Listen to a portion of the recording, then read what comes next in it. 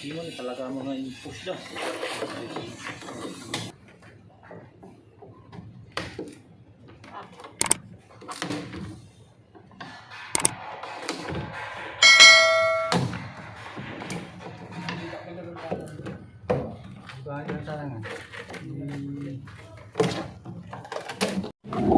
So hello guys, ito po yung kakabit nating bladder tank. Ayan po guys, ito po yung bladder natin. So yung pump natin guys is nasa 1 horsepower.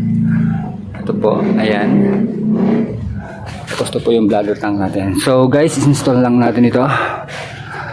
Kasi ang gagamitin natin is nasa gravity tayo. So yun po yung storage tank natin. Papunta dito sa ating pipe. So dito natin siya kakabit para magkaroon po siya ng pressure papunta dun sa bahay. So yun guys, samahan nyo ako install natin itong ating bladder tank with pump.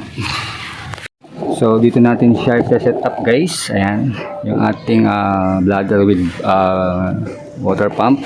So ito po yung materials natin gagamitin. So ito po yung gumamit po tayo ng circuit breaker na mayroon po siyang outlet, CSBS. Tapos ito po yung mga piping, ayan, elbow, mail adapter, ball bulb, check bulb.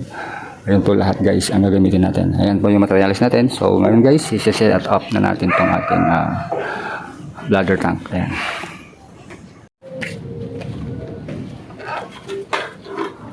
So ito guys, set up natin itong ating circuit breaker. So dito natin siya lalagay. Maganda to guys kasi may waterproofing po siya. Ayan. Meron po siyang takip. Ayan. So dito natin siya lalagay.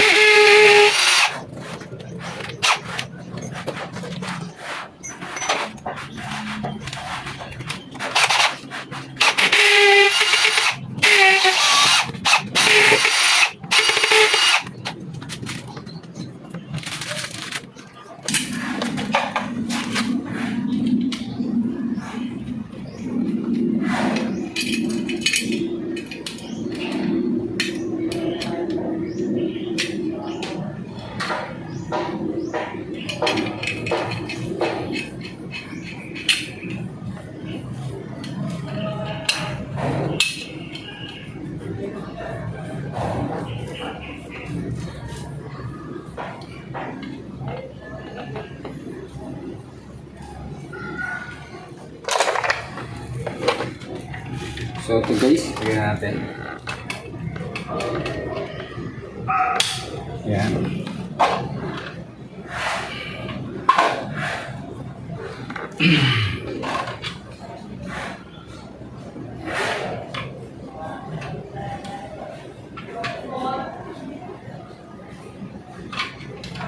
So ito guys, gumamit po tayo ng number 12 na wire para dito sa ating power ng ating water pump. Ayan. So dito po natin siya set up.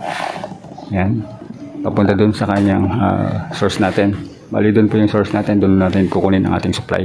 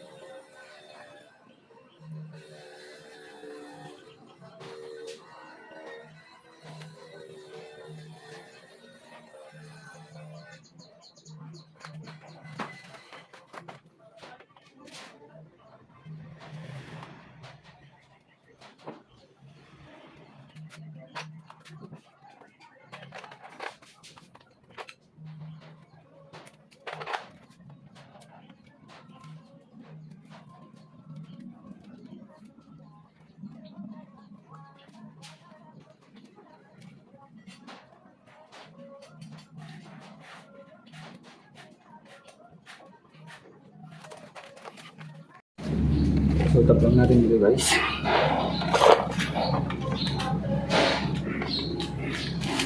So ang connection natin dito guys is ang connection natin dito is nasa line to line tayo. So trigger natin yung line 1, line 1 natin dito, may nakalagay na line. Ayan. So ito yung line natin, tapos line 2, line 1, line 2. So kahit naman sila magkabaliktad guys, okay lang yung line natin dito kasi nasa line to line tayo. Ayan. So itap lang natin.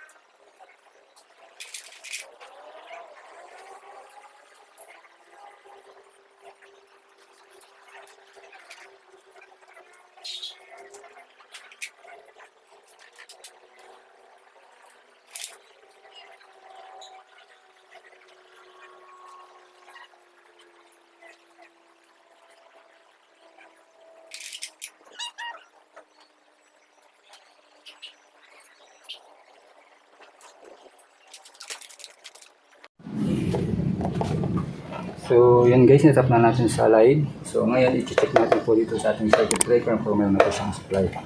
So, i-check lang natin po sa ating digital tester sa 750. Ayan. So, check natin guys.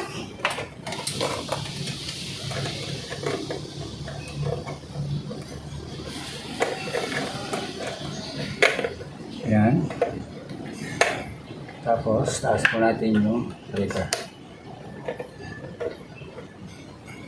So yan guys, meron pa rin tayong reading. Ayan, 228 volts. Ayan. So okay na po guys yung ating breaker. So ngayon guys, sarap lang natin itong PVC nya. Yung piping natin kasi kulo lang. Hindi pa yung may-ari. So hintayin natin guys.